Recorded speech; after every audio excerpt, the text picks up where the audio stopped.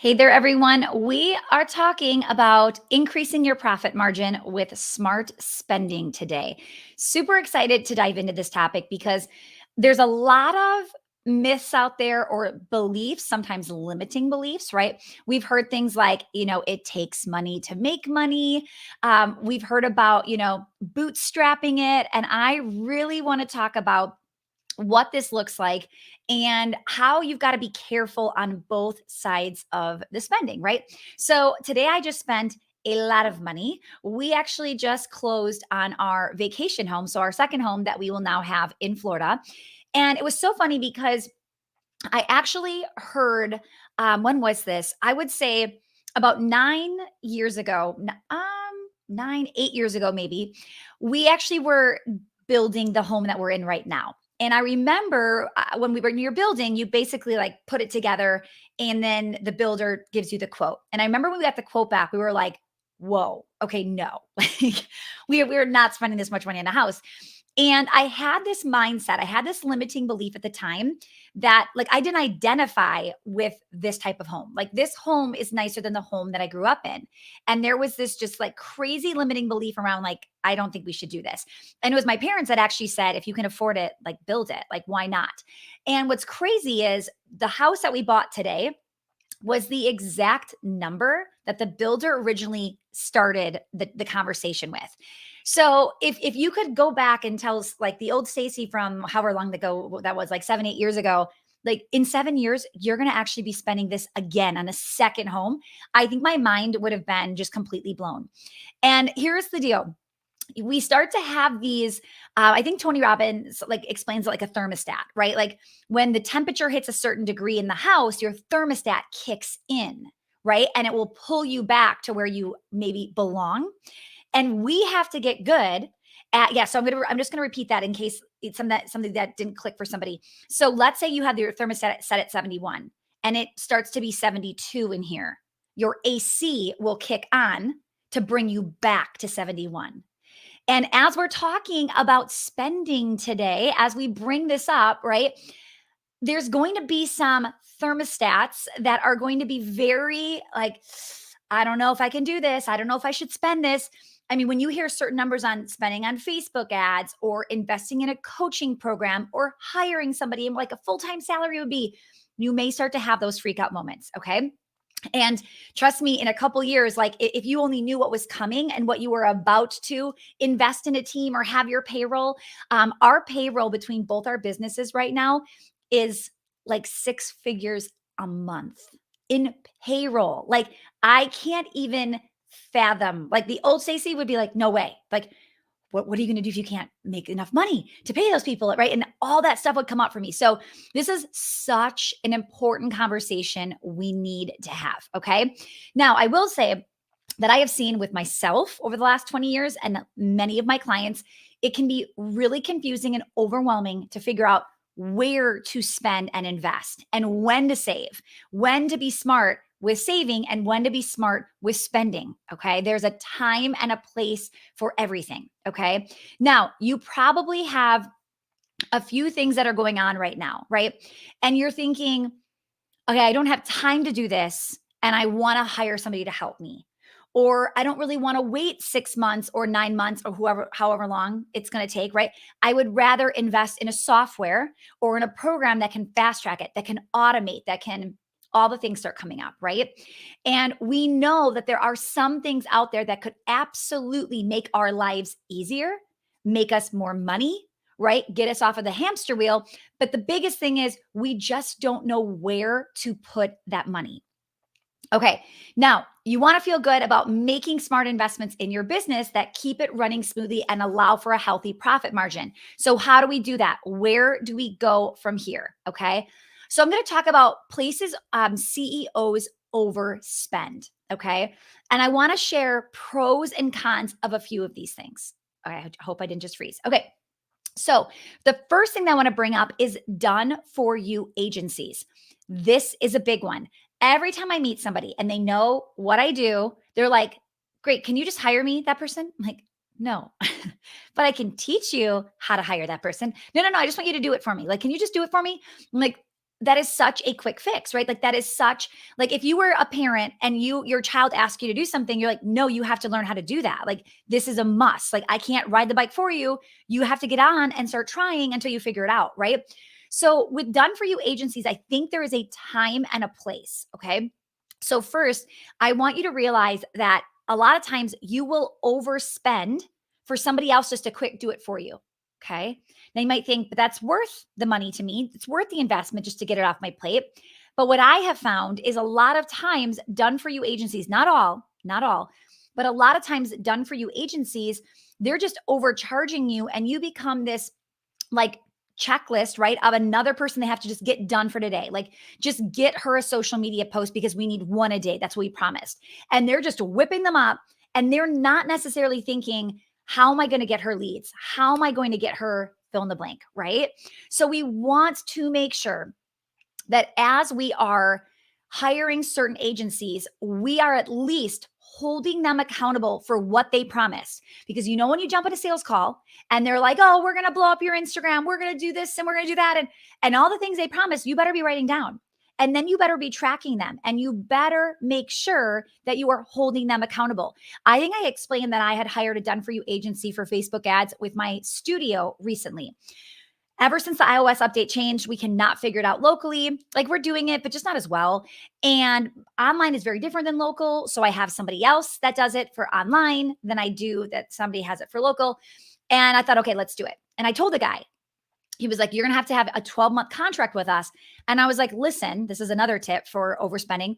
I was like, listen, I know you should be able to show me results faster than 12 months. And I am not staying if I'm not getting results. So I'm willing to do 6 months. And honestly, I probably could have said 90 days because you should see something in 90 days, but definitely 6 months. So 6 months came and went. And I said, we're not going to continue. And he's like, what? Like, look at what's happening on Google AdWords. And we increased 33% here and we did blah, blah, blah here. And I'm like, but I haven't made my money back. And that's what I need to see. Like, that's great that you got 33% higher on Google something, right? But I didn't see it in my pocket 6 months later. And I need to know. And what's crazy is I did my due diligence. I have a lot of friends that are using them. I called up my friends. I said, listen, what are they doing for you? How are they doing it? All the things. And I had friends be like, no, they're doing great work. They're doing this. And I'm questioning if my friends are tracking the work. I'm questioning if they're tracking the income. To me, it wasn't a smart move. So now, after spending that, I have now gone to a coaching program to learn it internally.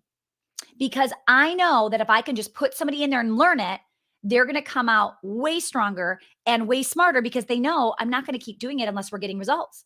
Okay. So I think, I use done for you agencies, but I track and I do not stay unless it's working. How many of you in the chat have used or are using a done for you agency? I'd love to see that. Okay. I will say that there are some amazing ones out there. They're just a little bit harder to find. And as they scale, sometimes they lose what they were so amazing at because now they're just hiring, getting people in, and their KPIs, their key performance indicators are just like, just go get me, one social media post a day, right? So just be careful. I'm warning you here, okay? All right, number 2, being cheap. All right. So places CEOs overspend, and you're thinking, wait, I don't get this. Like, why is being cheap in the overspending? And this is why, because if you're cheap and you go the cheap route, sometimes you have to pay the cheap person, and then you've got to pay the person you should have paid in the beginning to do it the way you actually wanted it. And now that price point, you said, no way am I spending that. You just spent that on top of the cheap person and you're overspending. Now, this happens in so many, this could be in the done for you agency. This could be you when you were hiring like the cheap front desk person that came in and only asked for 12, even though everybody else is demanding 15. And you thought, perfect, let's hire her. She's here for 90 days. It doesn't work out, or you keep her for a year and then you finally fire her. And then you've got to go and hire the person you maybe should have hired, right? In the first place. So being cheap, sometimes it's a great deal and it's a great value and you hit the jackpot. Sometimes it's you get what you pay for.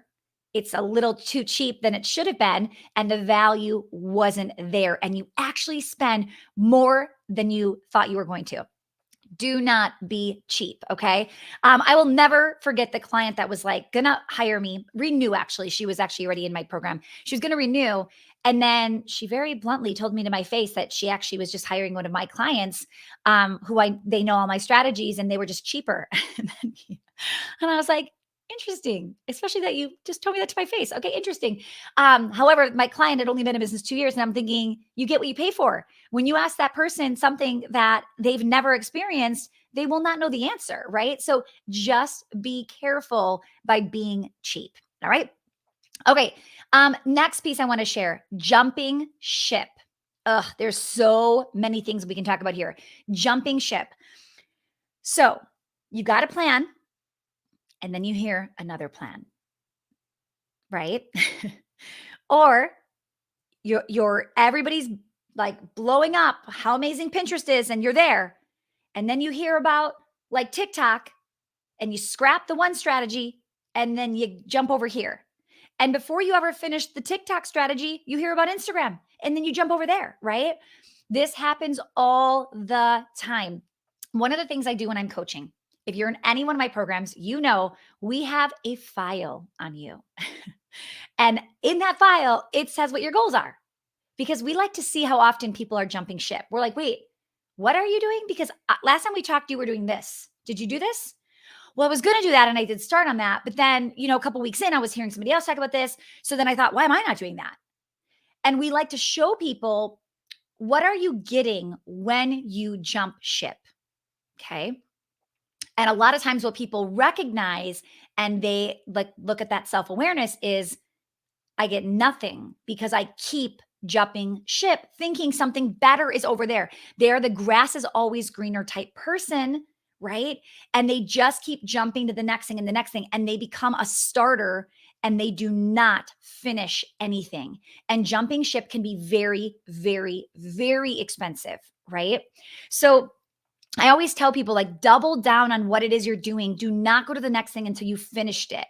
Even if you're thinking, but I know this isn't the right one, or I know this isn't the right thing, or I know this isn't right. Sometimes some of you just need to be in repetition of a finishing person. Like, you need to identify as somebody who finishes. So sometimes I'll look at somebody and think, that probably isn't the right strategy. But if I don't make her or encourage her, right, or him to finish, they will be on this never ending hamster wheel of jumping on the next bandwagon. Right? You've got to get good at finishing. So another thing that I always tell people too is, they'll say, Stacy, what are you using for this? What software are you using? What coaching program are you in? And I don't even want to tell people, because if you hear that I'm doing it, you think, well, I'm not using money.com. Maybe I should be using money.com. Stacy's using it. It must be better. She must have done the research. She must have done this. I'm going to scrap Asana and I'm going to go over here. And now, when you could be working on money making activities, you are transferring your stuff from Asana into money.com. And will it make you more money? Probably not. Like, it probably won't, right?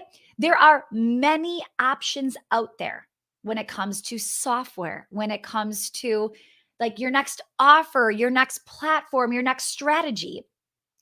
And I think a lot of them, most of them will work if you work it. But if you're always switching gears, you're going to be like, I don't get it. I did that thing you said. It's like, well, you started that thing I said, but you didn't finish and refine it and maintain it. And that is who starts to become successful.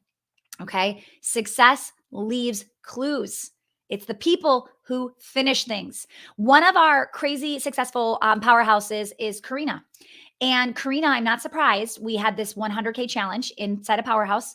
And she goes, am I the only one that posted it? Like, what's going on? I posted it. You said to post it, right? Karina is a doer. She's an implementer. She's a finisher. I'm not surprised she finished and posted it, right? And any of the powerhouses listening, follow her lead. Like, the people that get things done, right? They don't just hear a strategy, they do a strategy. They implement a strategy. We've got to get you there. Okay. Now, I have today, let me share this. If you want, I have a whole checklist of different ways to increase your profit margin. Okay. If you want that checklist, go to comment underneath this video, profit for, or sorry, not profit first. That is a book. But comment profit. And then on the podcast, if you're listening, DM me on Instagram, profit, and I'm get you my profit checklist. Profit first is one of our strategies we use, and Mike Michalowicz was on the podcast, so make sure to go to listen to that. If I just gave you shiny object syndrome and you're like, okay, I've got to go reread that book. Okay, so comment profit, we will get you that information over to you. We really have to make sure as you're thinking about what I want to gross, what I want to make, all the things, you have to ask yourself, but what is the profit margin? Where am I going to see that? And when you stop overspending, the money you're already grossing will go so much further. Okay. That was one of my biggest things that I noticed during the pandemic. We have still not recovered our gross revenues from the pandemic in our studios. Our profit margin is higher than it's ever been. It doesn't even matter that the gross revenues are down. The profit is where you're going to feel it. And if you're not profiting or you don't have a high enough margin, you will never get off that hamster wheel, right? We both of our businesses are 7-figure businesses. And let me tell you, it's not about how much we make that month. It's about how much we spend and the difference between the two. All right. It is all in the profit margin. Start tracking that as a KPI versus just gross revenues. Okay. I am bringing on one of our rockstar powerhouses. We've got Mandy Emerson coming on. I'm sticking around for a little bit of an on-air coaching call. If anybody wants to hear what Mandy's up to, what she's got questions on, and I am sure some of you are going to get massive value as I coach her. Mandy, let's do it. Okay. Mandy, I'm pretty sure you picked that for me. That was me. Okay, good. So, because there's just been a couple changes, but I had a question prepared, but now I have other ones for you. You pick my brain on whatever you want to do. First, Mandy, tell everybody what your business is. Yes. So I'm Mandy Emerson. I'm an Instagram coach and strategist. So I help female entrepreneurs use Instagram to grow their business. I have a membership. I have a few DIY courses. I'm actually in the process of hiring a new EA. Amicable parting, totally fine. Things happen in life, and she is on to spread her wings and fly, which is great for her, not so great for me. Yeah. But this allows me to kind of get my ducks in a row when it comes to creating my systems and all of that. But I was wondering this the other day, even before all this happened, is, and you talked about it in your presentation too, not being cheap, but the done for you services. And I wholeheartedly believe to have that one person when it comes to their payroll. And when you said 6 figures in your payroll, I was like, I know. Does that make you just like, makes my heart stop a little bit when you see it and you're like, holy cow. Yeah. So I want to know, how do you know you're paying the right amount, or if you're paying too much, or I never want to undercut anybody for their work and their time. I also want to make sure that I don't go broke paying them for their work and their time. So is there some kind of percentage I should know about, or like a market amount? So yeah, this is such a good question. Okay. So first of all, there's always ranges, right? One range is you can go on the lower end and they don't come with experience and you train them. Okay. The other end is you just like, I don't even know what to tell them to do. I just want them to come and know what to do and tell me what to do. So I'm going to go on the higher end of somebody who's already been an assistant for somebody already. Does that make sense? Okay. Yep. Okay. Which one's better? Here's the deal. If you don't know how to train them and you're like, no, I really don't know what to do, then you may want to go with somebody more experienced. I will say, Mandy, because you're in Powerhouse, I'm coming out that EA, all the stuff. So you're perfect timing, that, right? We're literally going to have it done in like probably the next week. It'll be done. So you could go on the lower end and say, watch these videos. I want you to do what Stacy's telling you to do. And I want you to do that for me. Right? Yeah. Now anybody can learn that. Okay. Yeah. So you really have the option to do both. I would say for you, I would kind of go like in the middle, right? And as you start to interview, you're also going to see what they're expecting, what they are coming in as their like number they need. And I once heard somebody say, no, that's not how we do it. Like if we promise like the position pays 25 an hour, that's what we're paying. And I'm like, I just don't get how that's possible, because if you're thinking it's 25 an hour, but all you get are entry level people that are requesting 15 and are excited about 15, I'm not overpaying somebody who really should be getting paid 15 just because I said 25. At the same time, if Mhm. I say 25 and I get this amazing C-suite, worked at this amazing place, and I can't believe they want to work for me and they're requesting 30, I may justify that I'm going up to 30, right? And I'm not saying you give them what they ask for, but you do decide like what's the value here. Now, Yeah. I really believe with an EA, they should be filling you and we say when we say EA, it's executive assistant, but they should be removing things off your plate to allow you to make up their salary. Do you see what I'm saying? Mhm. So Yep. the EA should never cost you money, because if Mhm. they can go do that and I can go make more money, I should be able to pay way more than what their salary is. Does that make sense? Totally. Okay. 1000%. Okay. So, and you don't have to start full time. This could be somebody, I like to say the phrase like part time with potential for full time in the future, right? So you could Yeah. do something like that. It could be 10 hours, it could be 20. It depends. And it depends on how fast you need them. Because if you hire somebody Yeah. part time and they have another full time job, or they're just busy and they don't want to work all day, all of a sudden, Mandy, you're like, I need you to help me with this webinar. And they're like, sorry, I just checked this from Yeah. 3 hours ago. It just Mhm. depends on what you want. Like, I know if I message Christina right now, she's going to be on it. Like her That's notifications what I are want. on. Yeah. And if I you want want that. that, you may want to find do full time. And with that, they don't have to just be like people always say, like, what would they do full time for me? They could do a Mhm. lot of things for you. And it doesn't have to be just EA level work. They could be Right. a client concierge inside of your membership and helping with the community management. Like there's a lot of things they could be doing if you just don't feel you have enough time to give them. Does that make sense? Totally. Okay. 1000%. All That's right. Did I good. answer your question, or do you have a follow-up question from that specific question? No, no, that's good. This is, I think this is all divine timing a little bit. I know. Sad for me, but also good for her, but also good for me because it's Yeah. going to force me to get some things in work, in process, right? So Mhm. it's good but bad, but mostly good. So Okay, I'll good. take it. Okay. All right. What other questions do you have? Awesome. Well, so actually on the your checklist of done for you Yeah. services, the jumping ship. Yeah. Ah, I bet that file of yours, of me, says that because I do get shiny object syndrome because I get so excited. But how do you know? Because being in the social media Mm. industry and all the strategies, a strategy can always change because the industry changes or the Yeah. platform changes. How do you know when it's time? Okay, I got Instagram. How do you know when you got Ooh. Instagram, or how do you know Okay. when you got TikTok to then go over to Pinterest or these other platforms? Okay. I love this. So you're saying, when is it appropriate to jump ship? Yes. Okay. So the big thing is you want to master before you diversify. I believe you have definitely mastered Instagram. Like, you know what you're doing. Your organic growth is insane. Your reels are going viral. Like, you've definitely mastered it. Before I would say to go on, my question is, have you fully utilized that massive following of yours? Is there anything else you could be doing to convert higher over there? Does that make sense? Yeah. I don't know that I don't know that I know. Okay. I don't know if I'm missing anything. It'd be interesting to see if I was, because Okay. I'm not to say like I agree with you. I think I got Yeah. Instagram, but if I've made a business off of it, then I would Yeah. hope that I have it pretty far Yeah. down. But it is always changing. Yeah. Instagram is always evolving because of the other platforms around it. But I Definitely. feel confident enough that I can move with those changes. It's then tackling something that's similar to Instagram, like TikTok or even Pinterest, that's coming Yeah. out with those video type things. Okay. That I'm I just like, here, go do it Like the yourself, fact somebody that else. you don't have like a to-do list of stuff to do on Instagram right Sure. now is a good sign. Like if somebody's saying you Okay. unmastered Instagram, but like let's say this, like how often should you be posting reels roughly on Instagram? Like what are people saying? What's Mandy saying?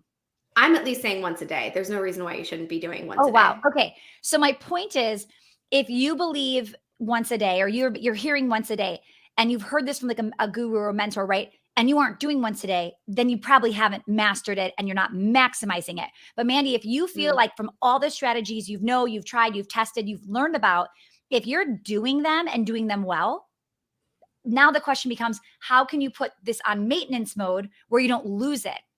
Because a lot of okay. people will go to TikTok or someplace else and it's like that they forgot about it. You can't just set and forget it. Right. So if you've got maintenance going where people can be checking and KPI reporting and telling you what's going on, you can set it and let them think about it and watch those KPIs increase while you go shift and say, okay. And that could be something your EA, like, I don't know who everybody's on your team, but let's say you wanted to say to your EA, you are going to get me daily metrics on my reels, my Instagram, my whatever. I need to make sure it's going up every single day, or at least like hitting your numbers. And if it's not, you got to get back in there and figure this out. Right. Right. So you could do that while adding on another platform. I would only add on one more at this time. I'd pick the one you think is best for you. And then rinse and repeat what you just did on Instagram over on wherever. And then you go, okay, we've mastered that one. Let's put it on maintenance mode with somebody watching it. And then I'm going to jump over here. Yeah. Makes sense. Okay, good. Where do you think you're going to go about that? I actually already have somebody working on Pinterest because I think it is wildly underutilized. Yeah. And it is a search engine, but they are coming out with those, the pin ideas that are video based. So that could be great. I see you on YouTube Shorts and I'm like, she's on it. I got to go do that too, because what's funny is I didn't even know I was doing YouTube Shorts.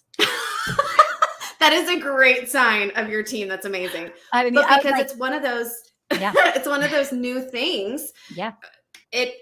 History of strategy and digital marketing has shown if you hop on something new that is destined to do well, you will be a part of that rapid growth and that exposure, because I always equate it back to cosmetics. When a company comes out with a new lipstick, they want to show and feature people that are wearing that new lipstick. So they're going to put those people out more than, the old stuff. So it's the same thing with these new things. So I think YouTube Shorts, and the nice thing about all of these is it's repurposed. Like it's, one of those work smarter, not harder type of thing. So Pinterest is already in the works, but I think YouTube Shorts is my next venture. And YouTube Shorts, it's interesting. Like my kids love YouTube. Like they don't watch TV, they watch YouTube. They are like, can we watch YouTube Shorts? Like it's like a thing for them. Like they even know what it is. And they're 6 and 9. Oh, that's interesting. Yes. I wonder what they see. I'm so fascinated by it now. So when they go to watch, they watch this one family called J House. And when they go to watch it, they're now shoving YouTube Shorts like where the uploads are. So when they used to see like, oh, there's a once a week upload, now they're seeing these like 7-second videos and like, oh, let's watch a short. And I'm like, a short. And now I'm realizing like they're all together and they're seeing them. Right. Yeah. Oh, that's interesting. I know. So see, it's just that quick content that everybody wants. Yep. So all right, Mandy, anything else before we wrap up? No, that's all really good. And the EA stuff, I mean, that was unplanned, but obviously well needed. Divine timing, I tell you what. For sure. So definitely go check out Mandy. Mandy's reels, like Mandy is such an entertainer. They're so, and that's why I think you always go viral, because it's like your videos just keep people's attention. They're different. So go stalk her on social. Mandy, where can people, where are you on social, and any place else you want to send them? Oh gosh, I'm all over socials because I love them so much. But the main one is Instagram at the Mandy Emerson. So come hang out and chat with me. Amazing. Mandy, thanks for being here. I appreciate you so much. We love having you in Powerhouse. Yes, I appreciate you. Thanks for having me. All right, everyone. Thank you so much for catching today's training.